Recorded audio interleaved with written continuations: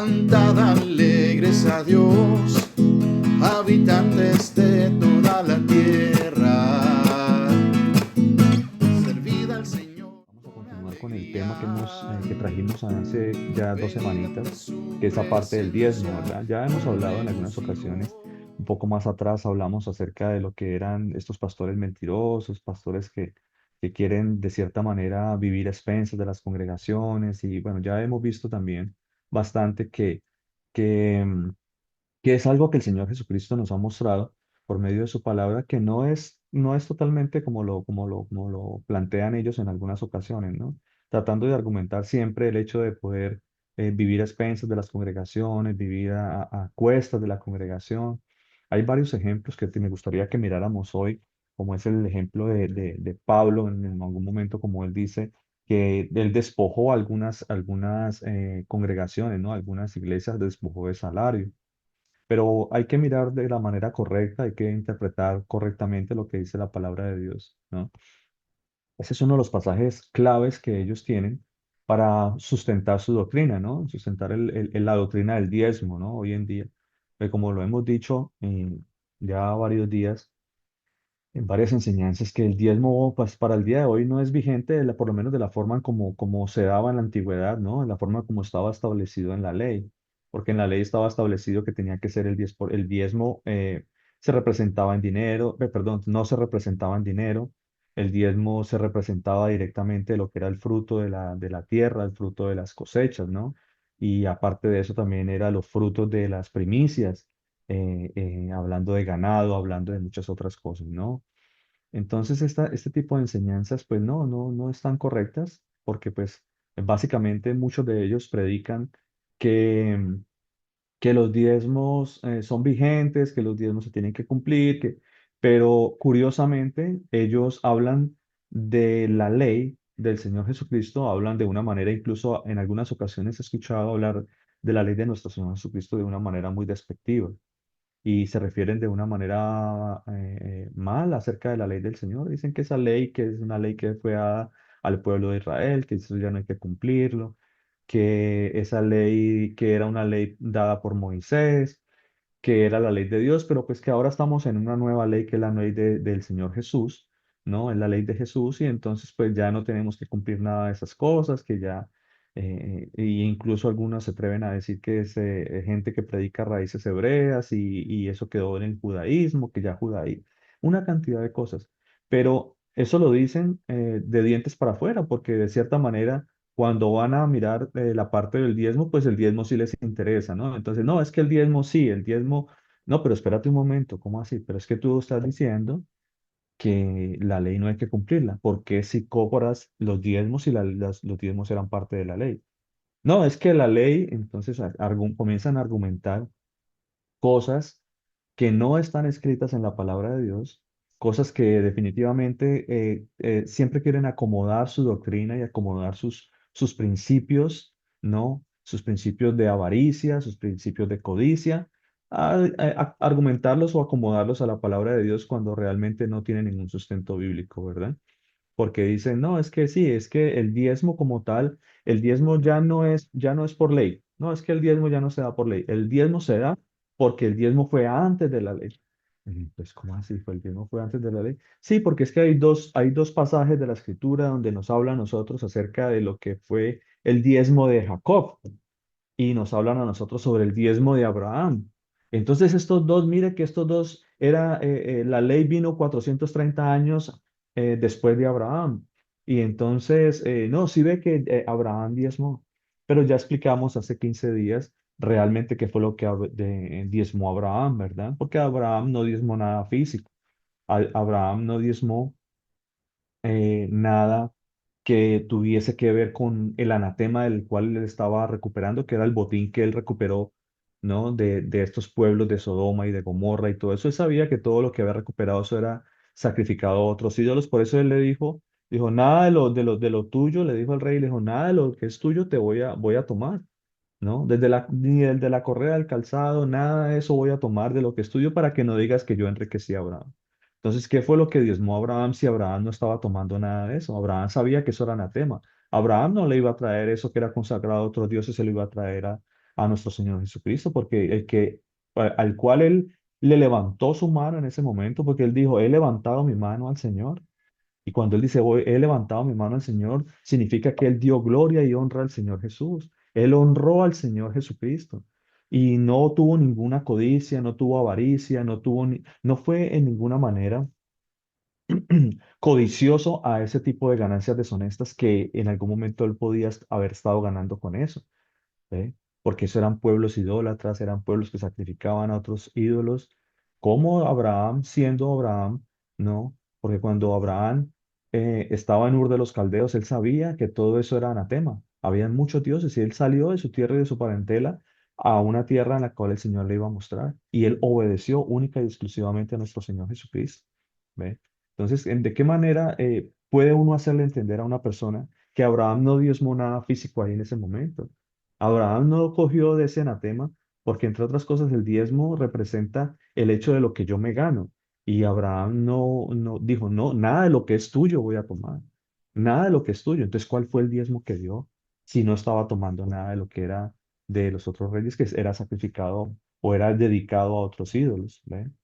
Entonces, esas son cosas. Lo mismo que, por ejemplo, el caso de Jacob, en el cual Jacob dice, Señor, de lo que tú me das, ¿no? Entonces, si tú me das comida y si me das sustento y si me das abrigo y si me das esto, si me das lo otro, entonces tú serás mi Dios. Y entonces ahí es donde uno dice, bueno, pero ¿cómo así? O sea, yo puedo condicionar el hecho de que si recibo bendición, entonces voy a dejar que Dios sea mi Dios. O sea, ¿cómo así? O sea, ¿yo tengo más poder que Dios? ¿O yo tengo la potestad para decidir si Dios puede ser mi Dios o no? Entonces son cosas que han sido mal interpretadas, como lo hablábamos hace 15 días, cosas que no tienen ningún sentido. Entonces, no, es que Abraham diezmaba, pero es que en la palabra de Dios nunca habla de que Abraham diezmaba. Dice que se diezmó ahí en ese momento y lo que diezmó Abraham, de cierta manera, fue lo más importante de la ley, ¿verdad? Lo más importante de la ley, que era la misericordia, la justicia y la fe. Entonces, ¿de qué manera puede uno hacerle entender a una persona que se lucra de los diezmos, que se lucra de los ingresos que entran a la congregación? Porque de cierta manera, pues tampoco va a tapar uno el sol con un dedo a decir que es que no, tampoco se van a recibir dineros, porque de cierta manera las ofrendas como tal, hay un mantenimiento dentro de la congregación, hay ciertas cosas que se tienen que manejar con dinero. Pero eso sobrevive de acuerdo a la ofrenda y lo que hay en el corazón de las personas, porque finalmente lo que hay en el corazón de las personas es lo que pone el Señor en su corazón, ¿verdad? ¿No dice Hebreos capítulo 13 que Él es el que pone en nosotros el hacer lo bueno delante de Él? Mire, se lo voy a leer aquí rápidamente para que nosotros entendamos qué es realmente lo que significa el hecho de poder darle gloria y honra al Señor Jesucristo y saber que lo bueno que nosotros hacemos es porque Dios lo ha puesto en nuestro corazón. Mire lo que dice Hebreos capítulo 13. Vamos ahí a Hebreos capítulo 13 un momento.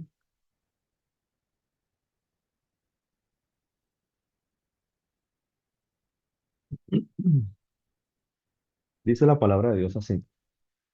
Mm, Dice Hebreos capítulo 13 versículo 20, dice la palabra de Dios. Y el Dios de paz, o sea, ¿quién es el Dios de paz? Recuerde que el Rey de paz es nuestro Melquisedec, ¿verdad? Nuestro Señor Jesucristo. Dice, y el Dios de paz que resucitó de los muertos, nuestro Señor Jesucristo, porque ese A como tal en el original no existe. El Dios de paz que resucitó de los muertos, nuestro Señor Jesucristo, dice, el gran pastor de las ovejas, por la sangre del pacto eterno, dice, os haga aptos en toda buena obra. Él es el que nos hace a nosotros aptos en toda buena obra, ¿verdad? Eso está claro. Luego dice la palabra de Dios, dice, eso tiene un propósito. Linda, Tiene un, hermosa, hermosa. ah, mi hermanita Marta, creo que se le abrió el micrófono. Mi hermana Marta Victoria. Bueno, entonces dice, el versículo 21 dice, eh, os haga aptos en toda buena obra, dice. ¿Para qué? Porque eso tiene un propósito. El hecho de ser aptos en toda buena obra tiene un propósito. Dice, para que hagáis su voluntad. su voluntad. Entonces, el hecho de hacer algo bueno es hacer la voluntad de Dios, ¿verdad? El hecho de que nosotros seamos aptos para toda buena obra, esa es la voluntad de Dios, ¿sí? Dice, para que hagáis la voluntad, para que hagáis su voluntad, haciendo Él en vosotros lo que es agradable delante de Él, dice, por Jesucristo. Entonces, lo bueno que hay en tu corazón y lo bueno que hay en mi corazón, lo ha puesto Dios ahí. Él es el que lo ha puesto ahí, ¿ve? Porque nuestro corazón es perverso, nuestro corazón es malo, pero lo bueno que hay en nuestro corazón lo ha puesto Dios. Nuestras buenas obras y lo aptos que somos para hacer alguna cosa es porque es la voluntad de Dios y Él lo ha puesto ahí en nuestro corazón. Así dice la palabra de Dios. Mire, se lo repito nuevamente, dice, Él os haga aptos en toda buena obra para que hagáis su voluntad, haciendo Él en vosotros lo que es agradable delante de Él por Jesucristo, el cual sea, al cual sea la gloria por los siglos de los siglos. Amén. ¿Ve? Entonces, es una bonita reflexión de realmente qué es lo que representa a nosotros el hacer lo bueno, ¿no? Porque por eso la palabra de Dios también dice, aquel que sabe hacer lo bueno, porque aquello bueno que hay en mi corazón, aquello bueno que yo voy a hacer, lo ha puesto Dios ahí, dice, el que sabe hacer lo bueno y no lo hace, dice, eso le cuenta por pecado, dice la palabra de Dios. Le cuenta por pecado. ¿Ve? Entonces, de cierta manera, volviendo al caso de Abraham y de Jacob, pues podemos ver que ellos nunca, no hay más mensajes, no hay más escritos en la palabra que nos hable o que al menos podamos argumentar el hecho de que Abraham o que Jacob, ellos siguieron diezmando durante toda su vida. No, no la hay. Y lo mismo les traía yo, por ejemplo, traía el ejemplo de Isaac, ¿no? Isaac, entonces, ¿qué pasó con Isaac? Porque si Isaac no hay ningún versículo que hable que él diezmó o que diezmaba o que de cierta manera ofrendó al Señor. No, no la hay. Él fue la ofrenda que es diferente, ¿no? Él era la ofrenda cuando el Señor lo mandó a Abraham, pero de cierta manera no hay ningún versículo que hable de Isaac. Entonces, ¿qué pasó con Isaac? Isaac fue, de cierta manera, no fue bendecido por el Señor, ¿no? O sea, ese tipo de cosas no, porque desafortunadamente, cuando la gente piensa en el diezmo hoy en día, y el problema grave es que se ha usado el diezmo hoy en día como símbolo, como amuleto de buena suerte, ¿no? Dentro de las congregaciones. Porque hoy en día, básicamente, la gente que diezma o la gente que lleva sus dineros a las congregaciones o que las lleva a los pastores, eh, este tipo de práctica se hace, no lo hacen con un corazón lleno de amor para el Señor, no lo hacen con un corazón que realmente tiene un buen propósito, como es el hecho de dar una buena ofrenda. Me refiero al hecho de dar una ofrenda, ¿no? Que salga de un bonito corazón, esperando siempre dar de una manera agradable, eh, de cierta manera, de una muy buena voluntad delante de los ojos del Señor por agradecimiento, ¿no?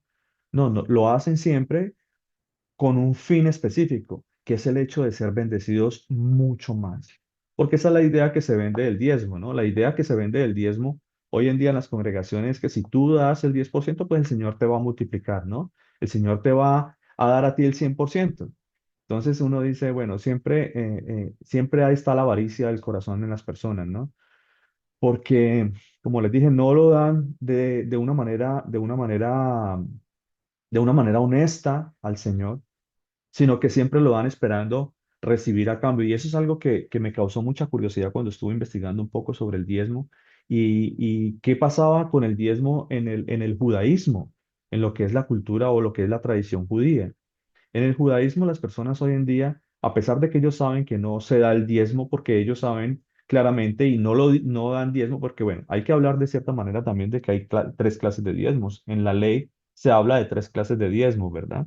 Entonces era un diezmo que era para la viuda, otro que era para el extranjero, la viuda, otro diezmo que era para el sacerdocio levítico, ¿no? Para los levitas y sacerdotes, otro diezmo que se podía que se hacía en los diferentes exilios donde estaba el pueblo de Israel en algún momento, porque el pueblo de Israel no todo el tiempo estaba en Israel, sino que habían unos que habían sido exiliados o que de cierta manera estaban en sus diferentes exilios. Y ese diezmo se podía, como no se podía llevar al templo por la distancia, por las cosas, entonces ese diezmo lo que se hacía era que se vendía o se negociaba y se disfrutaba con su familia, se disfrutaba, se gozaba de ese diezmo con sus seres queridos y todo ese tipo de cosas, ¿verdad? Entonces, cuando uno le echa una mirada un poco a la tradición judía, uno se da cuenta que ellos hoy en día, pues ellos, el diezmo levítico, pues ellos no lo aplican porque pues ellos saben que no hay un sacerdocio levítico hoy en día, que no hay un templo donde llevar el diezmo, que no se puede cumplir con esa parte de la ley, ¿verdad? Pero aplican el diezmo de cierta manera como en forma de ofrenda o lo aplican más bien al contrario, aplican el diezmo como si fuese una ofrenda al Señor, pero lo dan de cierta manera como si fuese un diezmo. Entonces, ese diezmo lo aplican ellos de una manera incorrecta, lo aplican de una manera equivocada, porque ellos uno alcanza a ver la avaricia y cuál es el verdadero propósito que hay en el corazón de las personas cuando da ese diezmo, que es el hecho de ser enriquecidos, porque así escuché en algunas ocasiones a unas personas hablando, algunos judíos, algunos rabinos hablando acerca del diezmo y decían, es que el diezmo te enriquece a ti, el diezmo es una bendición, el diezmo te enriquece, decían. Y uno dice, ¿cómo así que el diezmo te enriquece? O sea, ya la gente no da el diezmo y eso es lo mismo que sucede en las iglesias. La gente, como les decía ahorita, la gente da el diezmo esperando siempre recibir siempre, a cambio, ¿no? Mucha más bendición, esperando recibir siempre, o de cierta manera, el trasfondo de todo es querer comprar el favor de Dios con dinero, ¿no? Y eso es algo que no se puede hacer. Ahora, del otro lado de los pastores, siempre tienen en su conciencia y tienen en su doctrina Malaquías capítulo 3, también el Levítico capítulo 27, donde te habla a ti de que si alguna persona quería rescatar el diezmo, tiene que añadir la quinta parte. Entonces ya hoy en día en las congregaciones se usan estos dos versículos y algunos de los versículos que hablan sobre el diezmo como un arma en tu cabeza. Entonces te dicen, y es que tienes que diezmar porque si tú no das, y entonces hay maldición sobre ti, van a venir plagas y entonces tú tienes que estar en obediencia. Y lo mismo las personas que ya el diezmo como tal ya no es el 10%, ya el 10% ya es como la mínima parte. De ahí para adelante tiene que ser mucho más. Y entonces hay algunas congregaciones donde ya no piden el 10, sino que piden el 15% por el pasaje de Levítico capítulo 27 donde dice que si quiere rescatar algo del diezmo, tendrá que añadir la quinta parte. Entonces uno dice, wow, de qué manera, de una manera disfrazada, asaltan y le ponen un arma en la cabeza a la gente de cierta manera con estos versículos, ¿no? Y uno dice, no, estas cosas no tienen ningún sentido. Cuando hablamos, por ejemplo, de Abraham y lo que sucedió con Abraham, y que ellos, por supuesto, no pueden explicar de cierta manera el hecho de que Abraham ya ese diezmo o lo que se suscitó en ese momento, pues era, él no estaba como tal en la ley. Entonces dice, no, lo que pasa es que como nosotros ya somos hijos de Abraham, entonces tenemos que seguir las pisadas de Abraham, las pisadas de fe de Abraham. ¿Sí? Entonces, bueno, antes de continuar, por acá mi familia Restrepo Pérez levantó la manito, vamos a ver qué nos quieren compartir.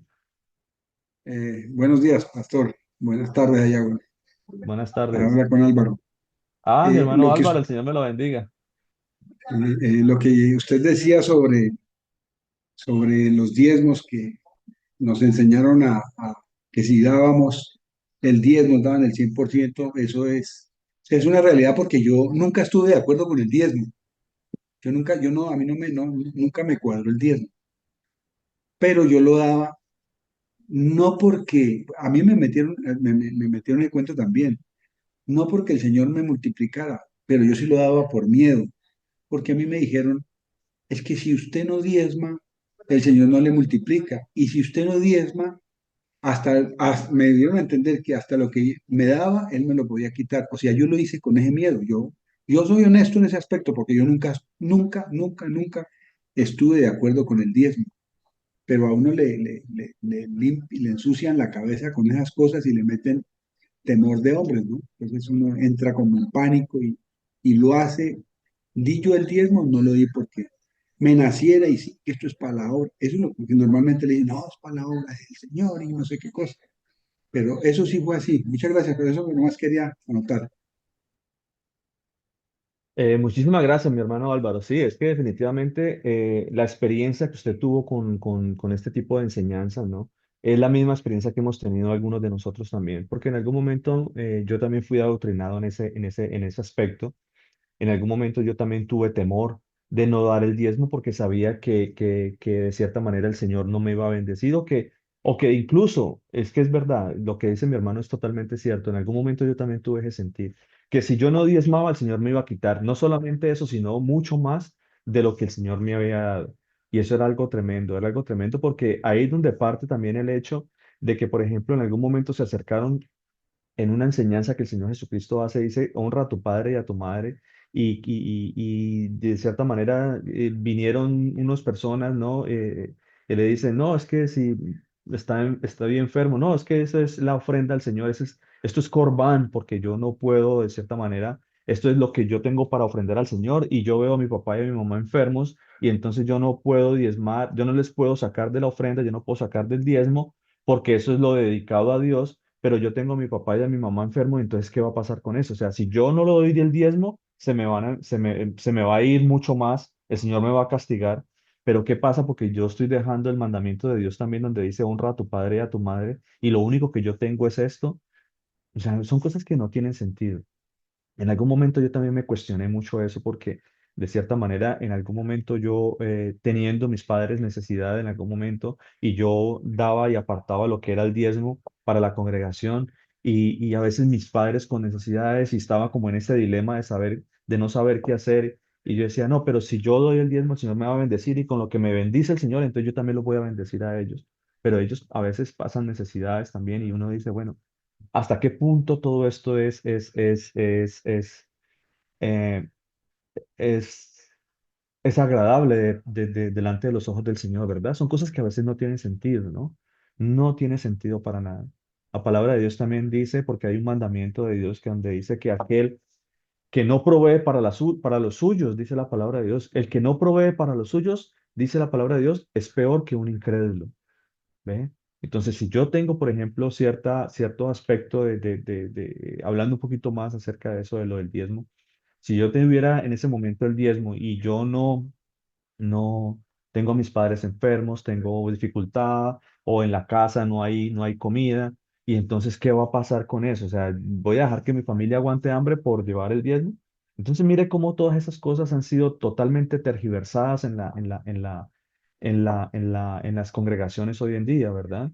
Totalmente tergiversadas. Y uno dice, ¿hasta cuándo estas cosas van a seguir? ¿Ve? Y fuera, aparte del hecho de lo que les voy a explicar ahora también, aparte de que el diezmo ya no es vigente para la fecha, para el día de hoy, de la forma como se estableció en la ley, ¿verdad? Entonces, bueno, por acá tenemos la manito levantada, mi hermana Juliana, que nos quería compartir. Pastor, nuevamente buenos días. Bueno, yo a pesar de estar nueva, digamos en este sentido, con el Señor, yo sentí un llamado con el Señor desde que tenía más o menos unos 8 años. Y, y siempre hablaban de la limosna cuando estábamos en la iglesia católica y yo lo veía y esta limosna, ¿y qué la hacen? ¿Para dónde se va? Siempre cuestioné mucho toda esa parte y pues yo nunca he diezmado, o sea, yo lo que di fue una ofrenda y pues a mí sí intentaron meterme mucho miedo en una congregación que estaba iniciando porque la pastora me dijo que si yo no le daba el diezmo le estaba robando a Dios. Entonces, pues a mí eso no me pareció nada correcto y yo hablé con la hermana que me la presentó, que me llevó a la congregación, porque también me enseñaron que uno también puede corregir a sus hermanos con amor. Totalmente, sí, mire, les comparto también una experiencia que tuvo, porque básicamente ese mismo sentir es el mismo de muchas personas también, ¿verdad?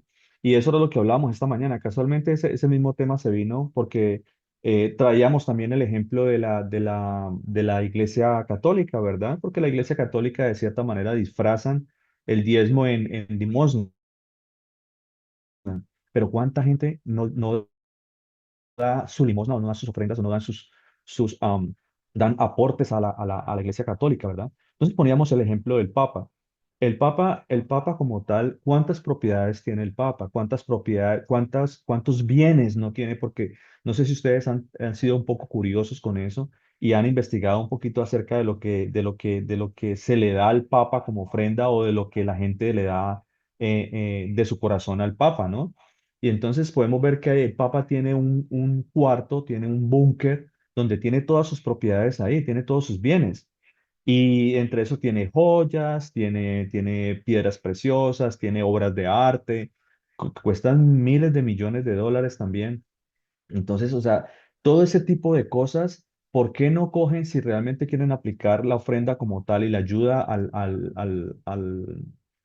al pobre como tal, ¿no? ¿Por qué no lo aplican realmente? Si es que el Vaticano es uno de los países o, de las, o, de la, o los católicos como tal, ¿no? El catolicismo como tal es una de las dominaciones más ricas que hay en el mundo. Son dueños de propiedades, tienen hasta su propio banco, pero ¿cuántas de esas personas, cuántos de esas ingresos que tiene, por ejemplo, la Iglesia Católica va destinada a los pobres o a repartirlo como realmente el Señor Jesucristo ha mandado, ¿verdad? Que repartan a los pobres, denle a los pobres, denle a los que no tienen, a los necesitados, ¿ve? Entonces, ¿cuánto de esa riqueza no va destinada a ellos? Nada, en absoluto, en absoluto. Y eso no es nada raro, no es nada extraño, no es nada diferente de lo que sucede en las iglesias cristianas hoy en día. Porque ¿cuántos pastores no se han enriquecido? Quizás en algún momento algunos pastores prediquen de una manera honesta, pero también están equivocados en el momento de pedir sus diezmos. Y algunos quizás tengan en su corazón, no voy a juzgar lo que hay en el corazón de las personas, pero si hay ese sentir en el corazón de las personas, quizás no quieran tampoco cambiar porque les resulta muy lucrativo para ellos, ¿verdad? Resulta muy lucrativo tener una cuenta llena de dinero y no tener que pasar ninguna necesidad. El apóstol Pablo nos hablaba a nosotros pasaba muchas necesidades a través de toda su ministerio, porque como mandó el Señor en algún momento, el Señor Jesucristo lo leímos también hace poco. Cuál es el derecho que tiene un apóstol? La palabra de Dios dice, cuando vayas, dice, somos obreros del Señor, cuando vayas y a predicar la palabra de Dios, no lleves oro, ni plata, ni alforja, ni vestido, ni calzado, no lleves nada. No lleves nada. ¿Por qué? Porque el obrero es digno de su salario, dice. Y el Señor dice, cuando entres en una casa, comed o lo que os pongan delante. Entonces, sobrevivir con lo que la gente tenga en sus corazones es diferente. Es totalmente diferente a yo decirle, a yo entrar a una casa en el momento de predicar la palabra y decirle, ustedes se me tienen que pagar a mí lo que yo vengo a hacer acá. Eso no tiene sentido. Son cosas que no tienen sentido para nadie. ¿Ven? Mucho menos dentro de la palabra de Dios, son cosas que no tienen sentido, para nada en absoluto. ¿Ve? Entonces, pero ¿cómo, por ejemplo, la palabra de Dios me dice a mí que es más bienaventurado el dar que recibir? Pero a ver si ese mismo principio se aplica desde el pastor hacia la congregación, porque si lo queremos recibir hacia nosotros. Entonces yo le predico a la congregación, más bienaventurado es dar que recibir. Y cuando yo recibo, entonces lo guardo todo para mí. Cuando la congregación está sólida, hablando de una manera financiera, entonces no quieren repartir y no quieren darle a la gente. ¿Por qué? Porque entre más tienen, más tienen, más quieren tener. Y son cosas que no tienen ningún sentido. No tienen ningún sentido. Ahí es donde el Señor comienza a hablar y a decirnos a nosotros y a advertirnos a nosotros el amor al dinero. ¿Qué dice la palabra de Dios sobre el amor al dinero? Raíz de todos los males es amor al dinero. Bájale un poquito. Es amor al dinero. Raíz de todos los males es el amor al dinero, dice la palabra de Dios. Entonces, ese principio no se cambia dentro de la congregación. Siempre se lleva en el corazón de las personas. Es algo lucrativo, es algo totalmente lucrativo. Entonces, no, es que el diezmo era antes de la ley, volviendo al mismo principio de ahorita, ¿no? No, es que el diezmo era antes de la ley. Pero espérate un momento, porque es que, ¿cómo así? El diezmo era antes de la ley. Ok, sí, está bien, el diezmo era antes de la ley. Pero es que hay un principio básico, mucho antes incluso, que antes de que se nombre por primera vez el diezmo en la palabra de Dios. ¿Cuál era ese principio básico que se menciona mucho antes de cualquier otra cosa? El de trabajar. Y Pablo lo nombró. Pablo nos lo dice de una manera muy, muy particular. Eso está en Segunda de Tesalonicenses. Vamos a leer la palabra de Dios. Segunda de Tesalonicenses, capítulo 3 versículo 6.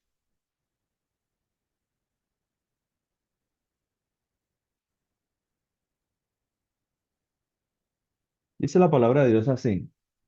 Segunda de Tesalonicenses, capítulo 3 versículo 6 dice. Versículo 6 dice, pero os ordenamos, hermanos, en el nombre de nuestro Señor Jesucristo, que os apartéis de todo hermano que ande desordenadamente. Entonces Pablo comienza a mirar acá y a darnos a nosotros luz por medio de la palabra de Dios de qué es vivir desordenadamente, ¿cierto? ¿Qué es lo que significa vivir desordenadamente? Dice la palabra de Dios acá, dice, y no según la enseñanza que recibiste de nosotros, porque es que Pablo se pone como ejemplo él mismo. Entonces, si alguna persona me dice a mí que es que Pablo vivía a expensas de las congregaciones que él fundó en Asia Mayor, en Asia Menor y por toda Europa, entonces tiene que sustentarme también de que eso está escrito en la palabra de Dios. Pero Pablo se pone como ejemplo y dice, yo no fui carga para ninguno de vosotros. Yo no fui carga. Y eso lo vamos a ver ahora. No fui carga para ninguno de vosotros.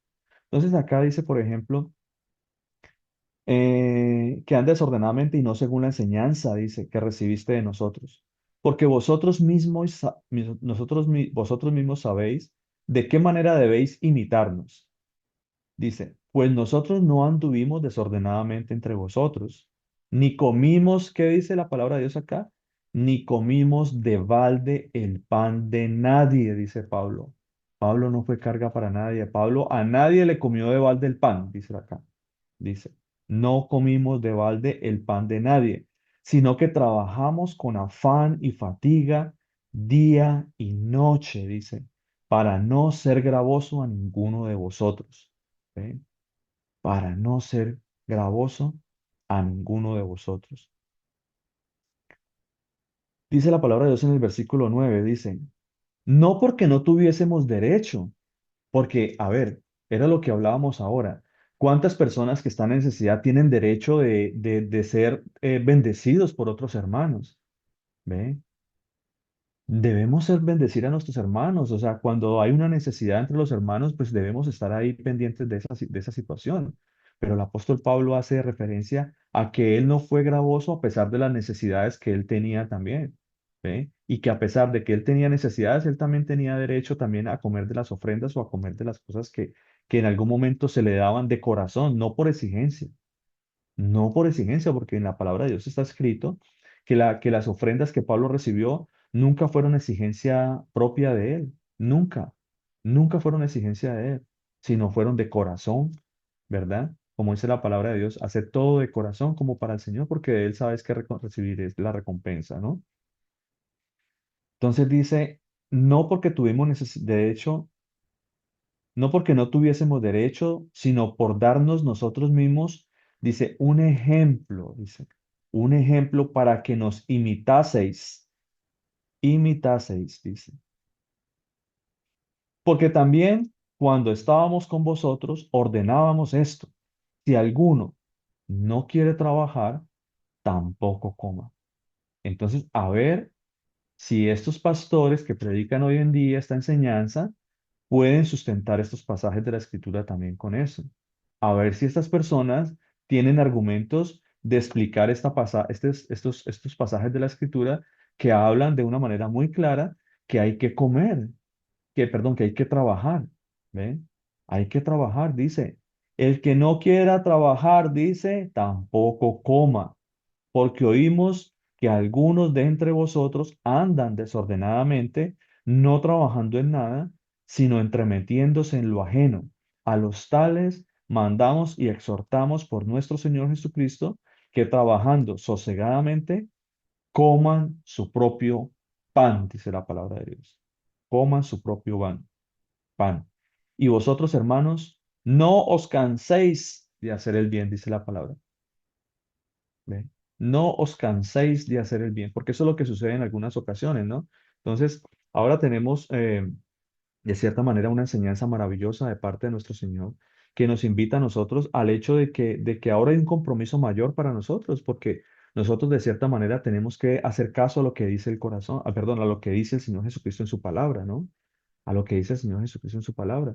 Entonces, este era el mandamiento, era algo claro de parte de Pablo.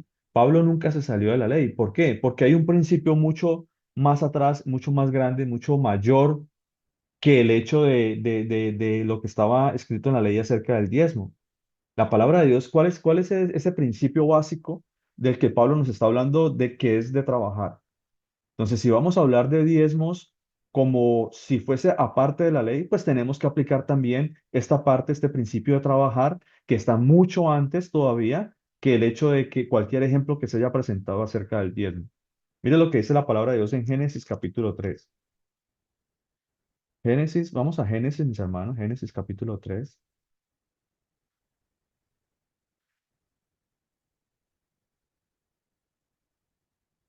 Vamos a leerlo desde el versículo 15 en adelante para que nos pongamos en contexto realmente lo que sucedió acá, ¿sí? Entonces dice la palabra de Dios, Génesis capítulo 3, versículo 15. Dice la palabra de Dios, Génesis 3:15, dice, y pondré enemistad entre ti y la mujer, y entre tu simiente y la simiente suya. Acá estamos hablando del caso en el momento en que el Señor Jesucristo confronta a Adán y a Eva por el pecado, por la desobediencia que ellos cometieron, y Él da él da una sentencia acá, ¿verdad? Da una sentencia. ¿Cuál es la sentencia? Dice, pondré enemistad entre ti y la mujer y entre tu simiente y la simiente suya. Dice, esta te herirá en la cabeza y tú le herirás en el calcañar. A la mujer dijo, multiplicaré en gran manera los dolores en tus preñeces. Multiplicaré en gran manera los dolores de tus preñeces. Dice, con dolor darás a luz los hijos y tu deseo será para tu marido y él se enseñoreará de ti, ¿verdad? Hay un señorío del varón sobre la mujer. Eso es totalmente claro. La palabra de Dios lo avala, lo dice claramente. Dice, y al hombre dijo, por cuanto obedeciste a la voz de tu mujer y comiste del árbol que te mandé diciendo, no comerás de él, dice la palabra de Dios acá, maldita será la tierra por tu causa, con dolor comerás de ella todos los días de tu vida. En el versículo 18 dice, espinos y cardos te producirán y comerás plantas del campo. Con sudor, dice la palabra de Dios, con sudor de tu rostro comerás el pan hasta que vuelvas a la tierra, porque de ella fuiste tomado, pues polvo eres y al polvo volverás. Entonces muchas personas dicen, no sé si ustedes han escuchado en algún momento que la gente dice, pero es que, ¿quién habrá inventado el trabajo? Que vamos a buscarlo, que yo no sé qué, eso es hablando de una manera jocosa, ¿no? Entonces asumen el hecho de que el trabajo fue una maldición para nosotros. Pero es que la palabra de Dios acá no me dice que fue una maldición. El Señor dictó una sentencia sobre Adán en ese momento y le dijo que con el sudor de su frente iba a ganarse el pan para comer. Esa es una manera de decir que iba a causar un trabajo el hecho de conseguir y de labrar la tierra y de conseguir el sustento. Pero es que hay una bendición para nosotros porque a veces pensamos que el trabajo fue una maldición para nosotros o el trabajo de cierta manera viene como una sentencia de castigo sobre nosotros. Y no es así. Mire lo que dice la palabra de Dios en Génesis capítulo 2 ahí un versículo más atrás. En el versículo 2 de Génesis, en el versículo 15 dice la palabra de Dios así. Tomó pues el Señor Dios al hombre y lo puso en el huerto del Edén. Después de que el Señor creó todas las cosas, El Señor hizo al hombre y lo puso en el huerto del Edén. Dice, ¿para qué lo puso en el huerto del Edén? Esto fue antes, estamos hablando de antes de lo que sucedió de la desobediencia del hombre, ¿verdad? Antes de que el Señor dictara un castigo, dictara una sentencia, ¿cierto? Sobre el hombre y sobre la mujer. Dice la palabra de Dios, lo puso en el huerto del Edén, dice, para que lo labrara y lo guardase. Es decir, que ya había un trabajo para el hombre y ese trabajo era una bendición. Entonces yo no puedo decir que el trabajo como tal fue un castigo de Dios para nosotros.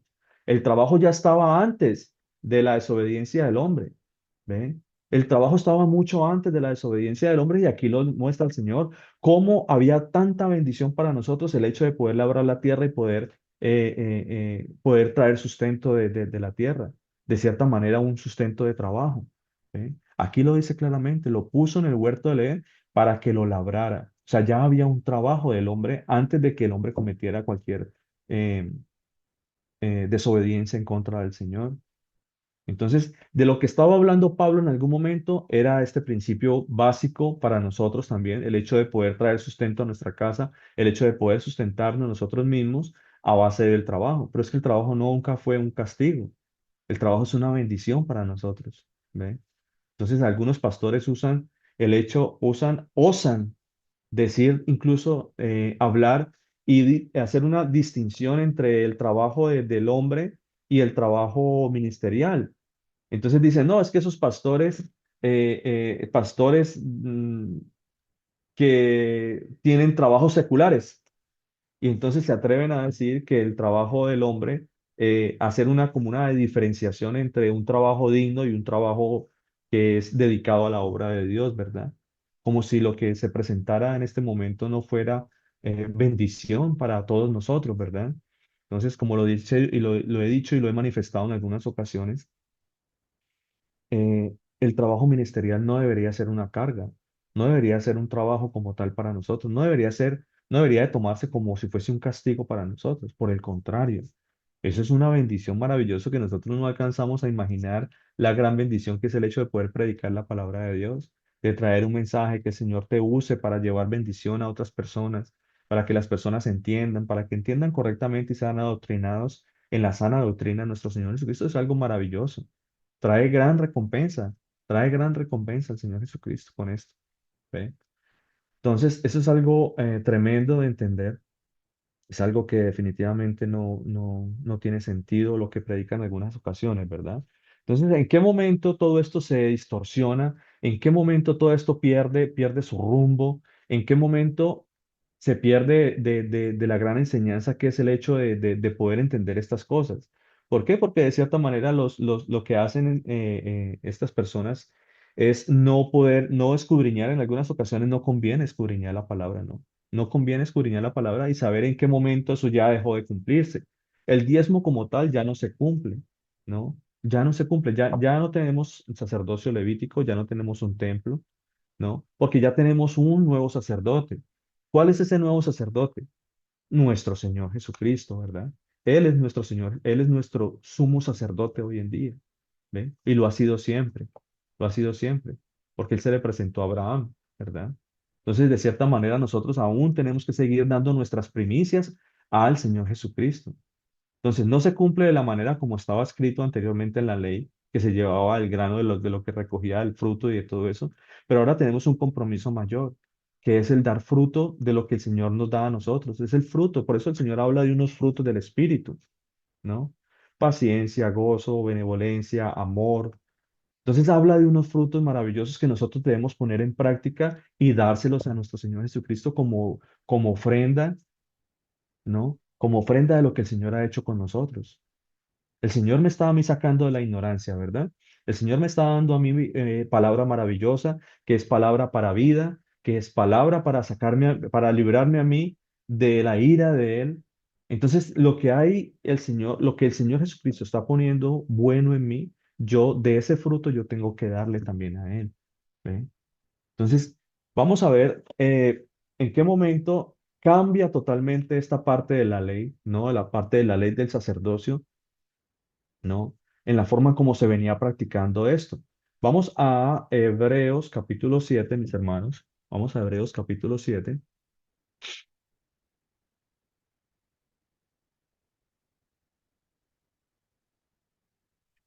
Entonces, es algo tremendo, como vemos que, por ejemplo, la parte de nuestro Señor Jesucristo, cuando Él está aquí en la tierra, pues la palabra de Dios dice que cuando Él estuvo aquí en la tierra, pues Él no era sacerdote, porque Él estaba presentando ofrendas y sacrificios por nosotros, ¿verdad? Que ese fue el cuerpo que Él ofreció, su propio cuerpo lo ofreció en sacrificio para la redención de nosotros. Él dice que mientras Él estuviese aquí en la tierra, pues no sería sacerdote. Solamente hasta después de que el Señor Jesucristo es glorificado, es decir, que el Señor Jesucristo ha resucitado, que nosotros podemos decir de cierta manera que ya tenemos un nuevo sacerdote, ¿verdad? Que tenemos un sacerdocio, o que por lo menos el sacerdocio levítico como tal quedó ya abolido. Eso dice la palabra de Dios, ¿verdad? Entonces, hay un ejemplo claro de que después de él hubieron algunos levitas que se presentaron. Tenemos el ejemplo, por ejemplo, de Bernabé. No sé si ustedes algunos conocen a Bernabé, yo sé que de pronto sí lo han escuchado hablar, que era un discípulo del Señor que andaba mucho con Pablo. Y él andaba por todas las iglesias también y anduvo durante su peregrinación y durante su expansión del Evangelio. Fue una persona que ayudó demasiado a Pablo, fue una persona que también estuvo ahí con él. Y la palabra de Dios me dice a mí que Bernabé, incluso estuvieron presos también, creo que fue en Éfeso, no recuerdo bien, estuvieron presos también. Y vemos en la palabra de Dios como me dice a mí que Bernabé, su nombre original era José, y los apóstoles le cambiaron el nombre a Bernabé, ¿no? Que es traducido es hijo de consolación. Y dice la palabra de Dios claramente que él era levita. Entonces, si era levita y andaba con Pablo, andaban abriendo iglesias, ¿por qué nunca se da testimonio en la escritura de que este levita exigía diezmo, por ejemplo, a las iglesias que estaban en Asia o a las iglesias donde ellos iban a constituir todas estas iglesias, ¿no? ¿Por qué no hay ningún testimonio acerca de eso? Porque no lo hay. Ellos sabían claramente que ya no el sacerdocio levítico como tal había quedado abolido. ¿Ve? Entonces, dice la palabra de Dios ¿qué es lo que llamo? Hebreos. Vamos a Hebreos. Hebreos capítulo 7, dice la palabra de Dios. Vamos a leerlo ahí un momento. Dice, ah,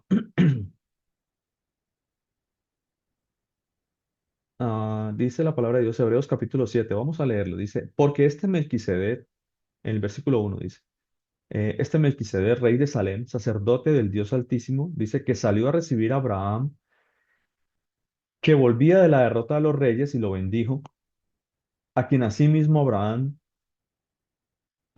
dio a Abraham los diezmos de todo, cuyo nombre significa primeramente rey de justicia y también rey de Salem, esto es rey de paz, sin padre ni madre ni genealogía, que ni tiene principio de días ni fin de vida, sino hecho semejante al Hijo de Dios. Dice, permanece sacerdote para siempre. Entonces aquí es donde comenzamos nosotros a tener luz en la palabra, para ver quién es este sacerdote, ¿verdad?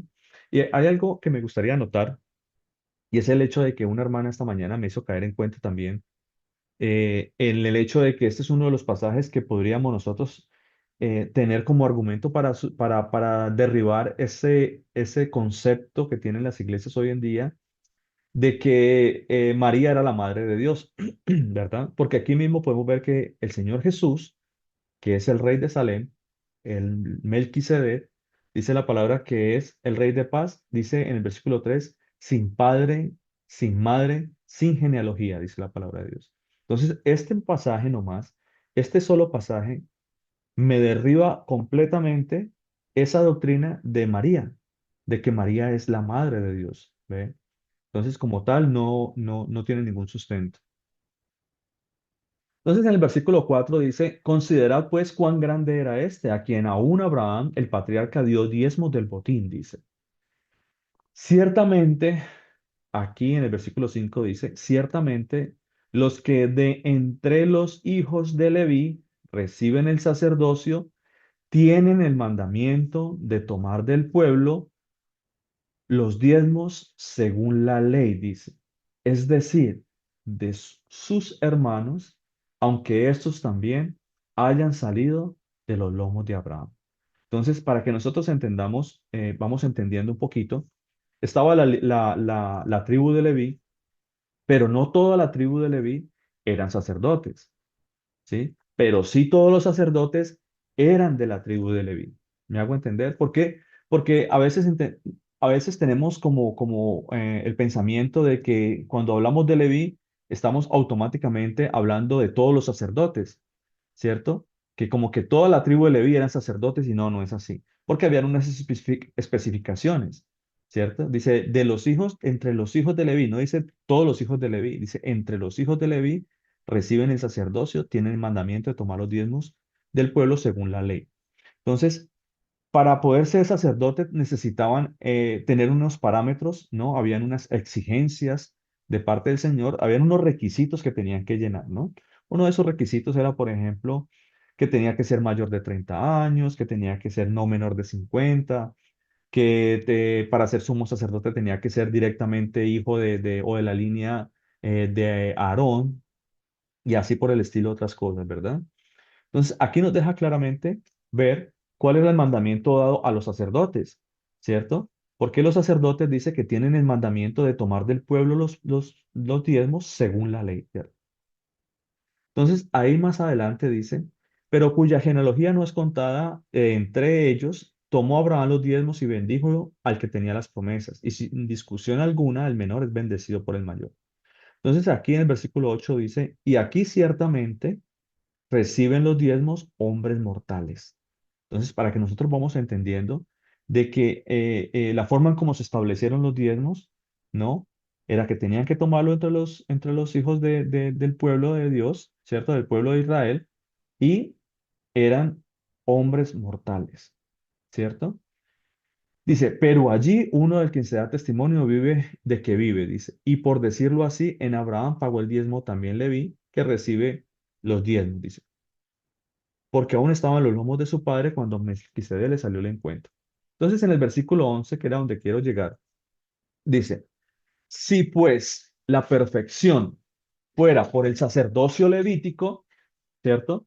Si la perfección de la ley hubiese sido por el sacerdocio levítico, ¿cierto? Dice, porque bajo él recibió el pueblo la ley. Entonces dice, si eso hubiese sido perfecto, si eso hubiese sido la perfección de la ley, porque recuerde que el sacerdocio levítico, ¿qué pasaba con el sacerdocio levítico?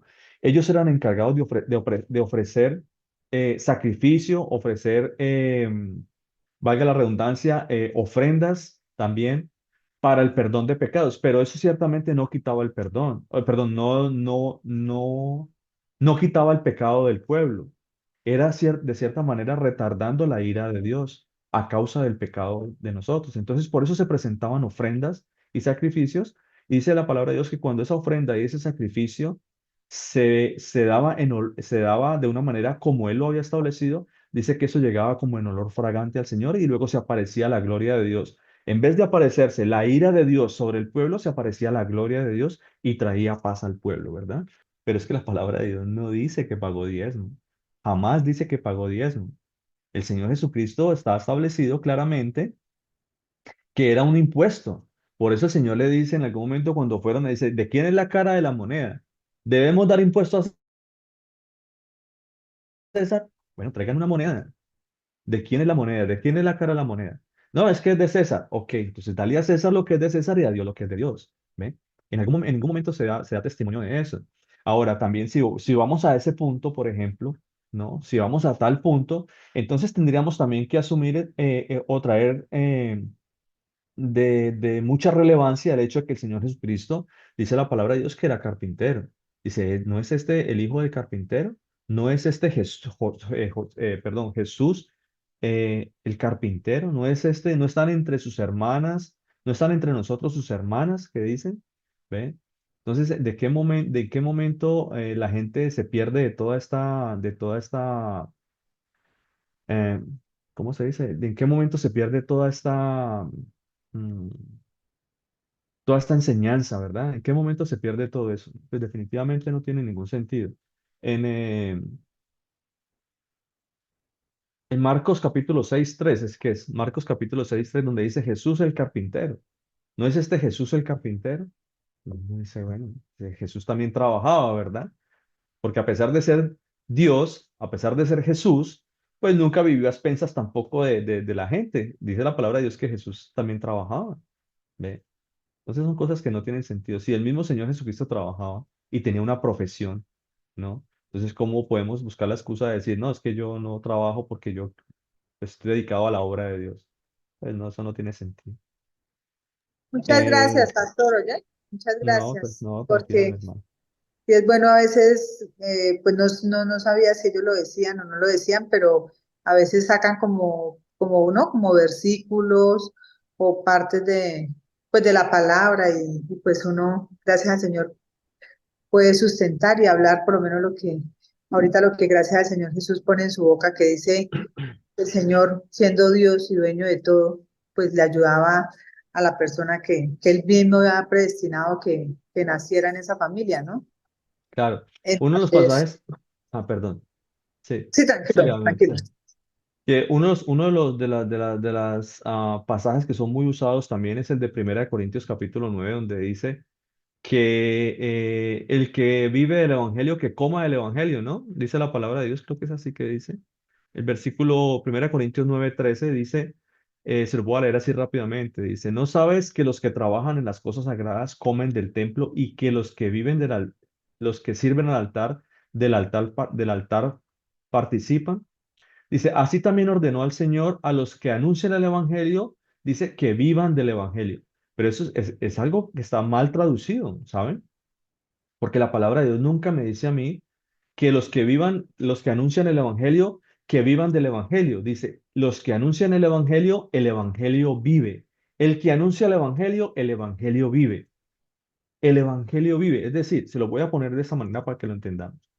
Así también ordenó el Señor que los que anuncian el evangelio, que vivan el evangelio. Es decir, que lleven testimonio del evangelio, como lo decía Pablo. Yo mismo he sido ejemplo para que ustedes me imiten, que trabajando con estas manos, dice, no he sido carga para ustedes, no la he sido, pero esto no lo predican. Ahí la palabra del no existe, no existe en la, en la traducción original. Por eso Pablo dice, más adelante ahí en el versículo 17 dice, por lo cual, si lo hago de buena voluntad, recompensa voy a tener, ¿cierto? Pero si de mala voluntad, la comisión me ha sido encomendada, dice. ¿Cuál pues es mi galardón? ¿Cuál es mi recompensa? ¿Cuál es mi salario? ¿Cuál es mi sueldo aquí?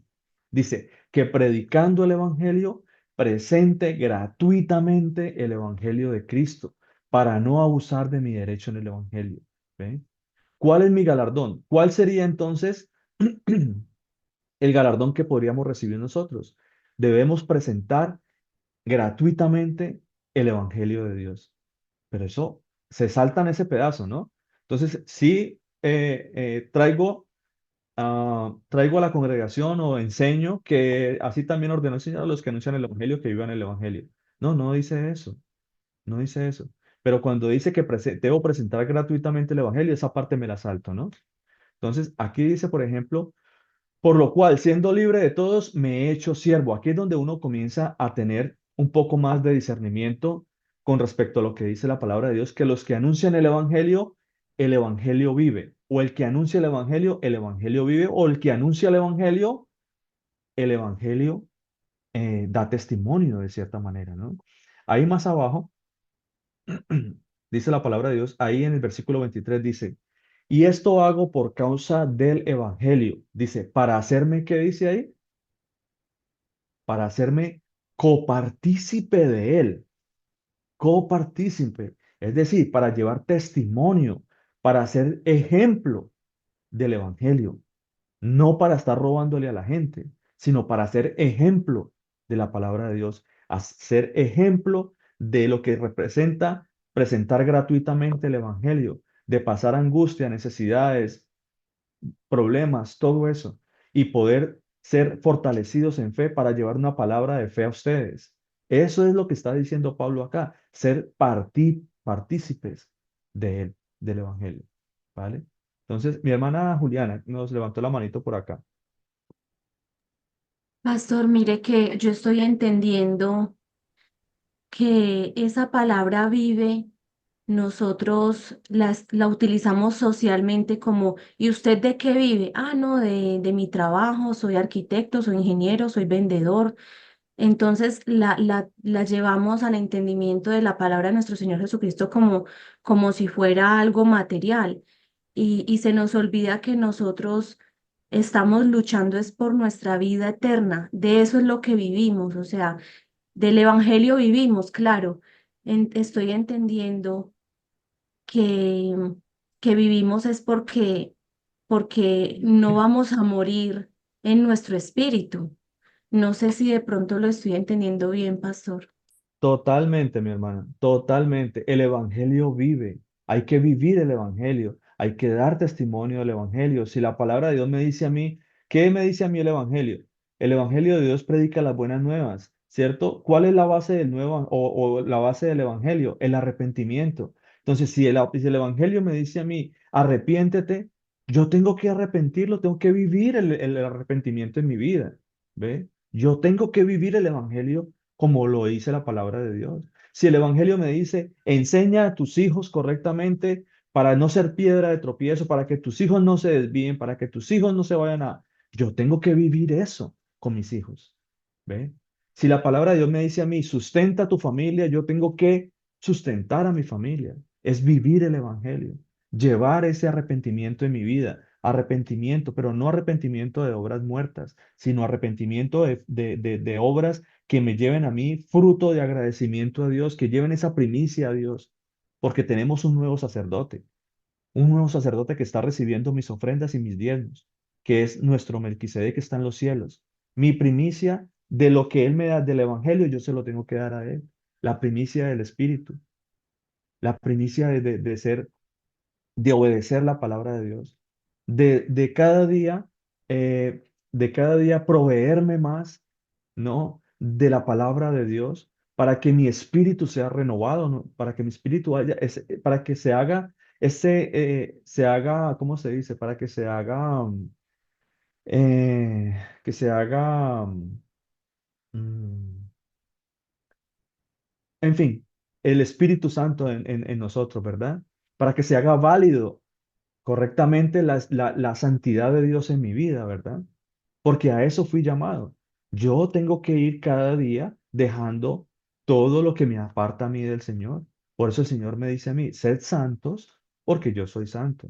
¿De qué manera puedo ser yo santo? ¿De qué manera puedo yo ser santo? Viviendo el Evangelio, mis hermanos. Eso es lo que me quiere a mí decir el Señor. Por eso Pablo lo aclara. Dice, ¿cuál es mi galardón? Predicando el Evangelio, presente gratuitamente el Evangelio de Cristo. Dice, para no abusar de mi derecho. ¿Sí? Para no abusar, dice la palabra de Dios. Entonces, para que nosotros entendamos, mis hermanos, esas son cosas maravillosas, son perlas de sabiduría que el Señor pone en cada uno de nosotros, para que nosotros entendamos, para que nosotros vayamos adelante y para que no nos dejemos engañar sobre todo eso, porque a veces vivimos sumidos en la ignorancia de muchas doctrinas porque hemos sido de cierta manera adoctrinados en tradiciones, en principios, en muchas situaciones de mi vida que hemos traído y hemos arrastrado a través de los años porque nos fueron enseñadas así, porque nuestros padres nos enseñaron, porque el pastor me enseñó de esa manera, y son cosas que no tienen ningún sustento bíblico. No tiene ningún sustento bíblico. Lo importante de todo es comenzar a vivir el Evangelio de Dios, comenzar a mirar qué tiene el Señor para mí y comenzar a cambiar mi vida, ¿no? Como les decía ahora, ¿de qué me está librando el Señor a mí cuando me habla a mí de salvación? Me está librando a mí de la ira de Dios, ¿ve? Me está librando de la ira de Dios. Pero allá yo voy, yo llego a los pies de Cristo por medio de la obediencia de la ley, porque esas son las instrucciones que el Señor me da para yo poder llegar a los pies de Cristo. ¿Ve? Entonces yo no puedo decir hoy en día que es que no, es que la ley quedó abolida, como estábamos hablando ahora. La ley no quedó abolida, lo que quedó abolido fue el mandamiento del sacerdocio. El ministerio del sacerdocio fue lo que quedó abolido. Sigamos leyendo acá, mis hermanos, lo que estábamos leyendo. En el versículo 11 del capítulo 7 de Hebreos. Dice la palabra de Dios. Versículo 11. Si pues la perfección fuera por el sacerdocio levítico, ¿cierto? Si hubiese perfección de la ley por medio de ese sacrificio, por el medio de ese sacerdocio levítico, dice, porque bajo él recibió el pueblo la ley, dice, ¿qué necesidad habría de que se levantase otro sacerdote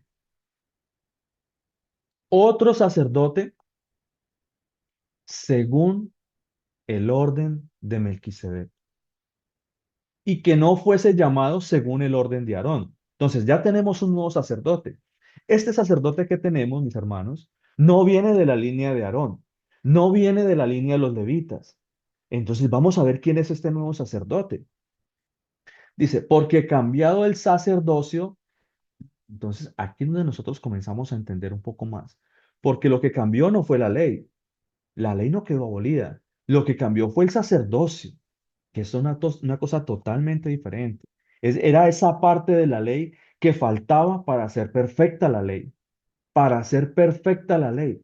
Dice, porque cambiado el sacerdocio, está hablando del sacerdocio levítico, dice, necesario es que haya también cambio de ley. Entonces, hablamos de un cambio, la palabra que se fue escrita ahí nos da a nosotros el entendimiento de que hay una transferencia, hay un desestablecimiento de lo que ya estaba puesto para una nueva, para establecer algo nuevo. ¿Ve? Hay un cambio, hay una transferencia, ¿sí? Dice, porque cambiado el sacerdocio, necesario es que haya también cambio de ley. Dice, y aquel, escuchen esto, dice, y aquel de quien se dio esto es de otra tribu, ya no es de la tribu de Leví, el cual nosotros estábamos obligados a llevar el diezmo. Ya no es de la tribu de Leví, es de otra tribu. Dice acá, es de otra tribu de la cual nadie sirvió al altar. Este nuevo sacerdote que nosotros tenemos, nada tiene que ver con el mandamiento a los levitas, porque no es levita.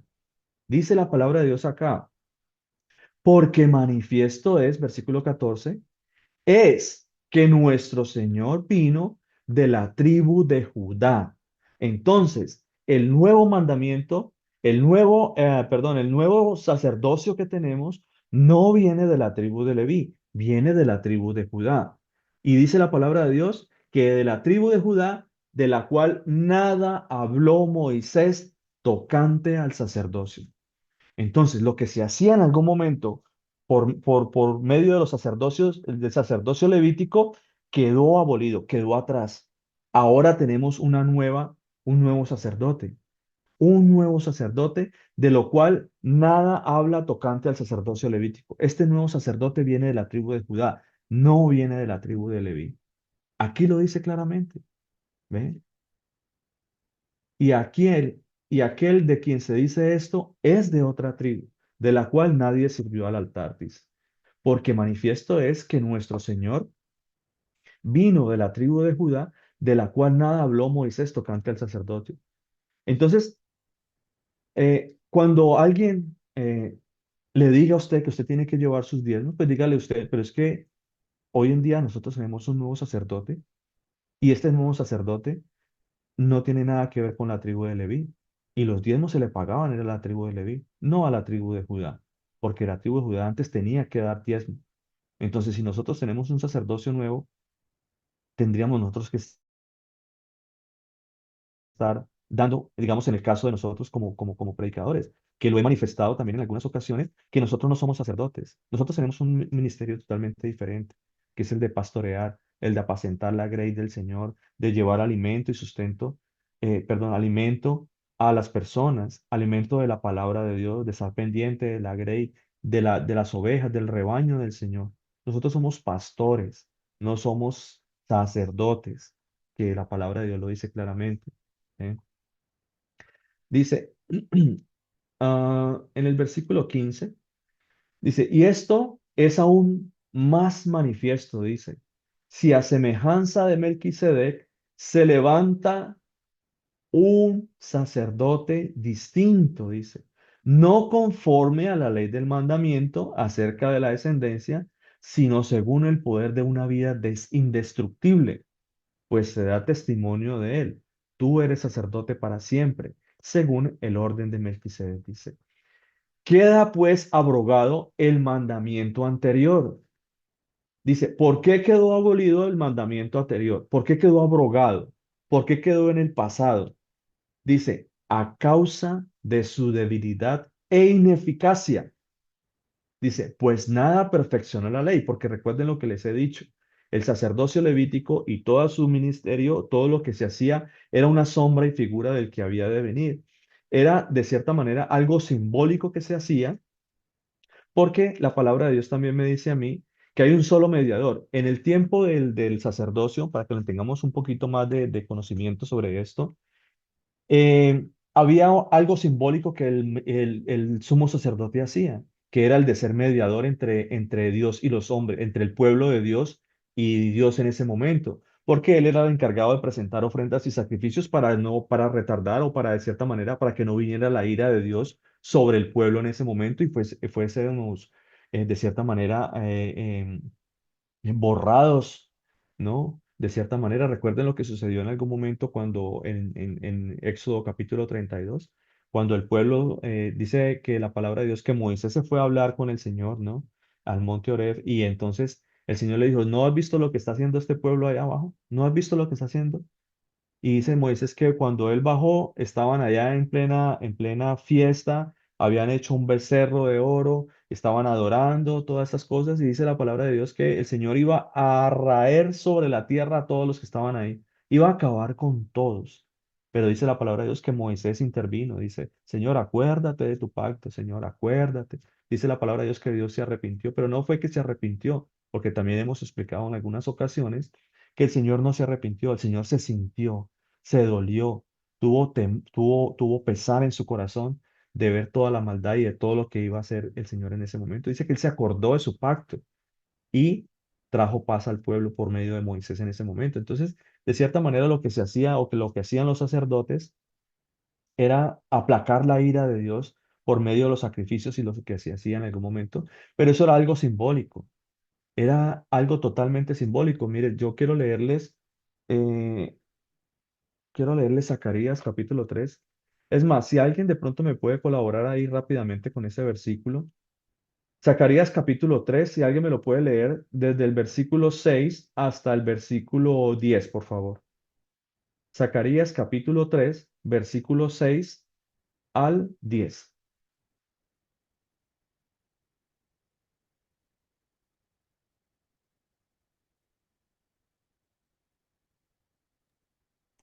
Amén, pastor. Muchas gracias, mi hermana, mi hermano, perdón, el Señor me lo bendiga. ¿Cómo dice Zacarías? Zacarías 3 del 6 al 10. La palabra de nuestro Señor dice, y el ángel del Señor amonestó a Josué diciendo, así dice el Señor de los ejércitos, si anduvieres por mis caminos y si guardares mis ordenanzas, también tú gobernarás mi casa, también guardarás mis atrios y entre estos que aquí están, te daré lugar. Escucha pues ahora, Josué, como sacerdote, tú y tus amigos que se sientan delante de ti, porque son varones simbólicos. He aquí, yo traigo a mi siervo el renuevo, porque he aquí aquella piedra que puse delante de Josué, sobre esta única piedra hay 7 ojos. He aquí, yo grabaré su escultura, dice el Señor de los ejércitos, y quitaré el pecado de la tierra en un día. En aquel día, dice el Señor de los ejércitos, cada uno de vosotros convidará a su compañero debajo de su vid y debajo de su higuera. Amén. Amén. Muchísimas gracias, Manuelito. El Señor te bendiga. Entonces, aquí podemos ver claramente que estaba profetizado que los sacerdotes que realizaban ese trabajo ministerial, ¿no? La forma en cómo servían al templo y todo la parte de su ministerio era algo simbólico, ¿verdad? Dice, eran varones simbólicos, dice, porque el Señor está hablando a Josué, el sumo sacerdote en ese momento. Dice, escucha pues ahora, Josué, sumo sacerdote, tú y tus amigos que se sientan delante de ti, dice, porque son varones simbólicos. simbólicos. He aquí yo traigo mi renuevo, mi siervo el renuevo. ¿Quién es ese siervo? ¿Quién es ese renuevo? La palabra de Dios me dice a mí claramente que ese renuevo es nuestro Señor Jesucristo, ¿verdad? Él es mi Señor Jesucristo. El renuevo es mi Señor Jesús, nuestro Señor Jesús. Dice, porque aquí, aquella piedra que puse delante de Josué, sobre esta piedra, esta única piedra, hay 7 ojos. Y aquí yo grabaré su escultura, dice el Señor de los ejércitos, y quitaré, dice, esa era la promesa de nuestro Señor Jesucristo de que iba a quitar el pecado de nosotros en un día, dice. Iba a quitar el pecado en un día, dice. En aquel día, dice el Señor de los ejércitos, cada uno de vosotros convidará a su compañero debajo de su vid y debajo de su higuera, ¿no? Entonces, para que nosotros entendamos correctamente que era algo simbólico, algo que se estaba presentando ahí, ¿no? Y lo que hacían los sacerdotes en algún momento era algo simbólico. Entonces, estábamos leyendo em, en el versículo 18, ¿no? Versículo 18 del capítulo 7 de Hebreos, que dice, queda pues abrogado el mandamiento anterior a causa de su debilidad e ineficacia, dice, pues nada perfeccionó la ley, solamente hasta cuando el Señor Jesucristo vino y resucita, dice la palabra de Dios, fue en ese momento donde se perfeccionó la ley, porque Él entró ya dentro de su labor como sumo sacerdote, ¿verdad? Entonces dice, y de la introducción de una mejor esperanza, por la cual nos acercamos a Dios, dice. ¿Por qué? Porque anteriormente ni siquiera podíamos acercarnos a Dios. Dice la palabra de Dios que aquel que se acercara al templo sin autorización, de aquel que se acercara al atrio del Señor, al tabernáculo de Dios, al que se acercara allí a a esa parte del tabernáculo, el lugar santísimo, era muerto en facto. De cierta manera era muerto en facto.